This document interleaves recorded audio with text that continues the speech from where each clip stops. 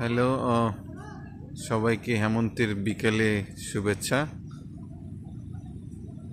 আসছিলাম জলসিঁড়ি আবাসন প্রকল্পে, জলসিঁড়ি ক্যান্টনমেন্ট।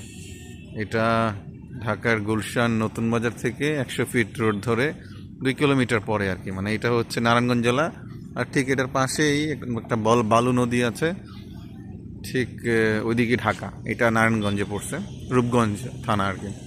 এটাই হচ্ছে আর্মির এলোকেশন ছিল, 5 বছর আগে করছিল। আস্তে আস্তে আজকে হঠাৎ করে আসলাম। প্রায়ই আসা হয়, আমার বাসার কাছেই। বাট দেখলাম যে হঠাৎ করে অনেক বেশি বিল করে ফেলছে লাস্ট 6 মান্থে। অনেক বেশি আপডেট হয়ে গেছে।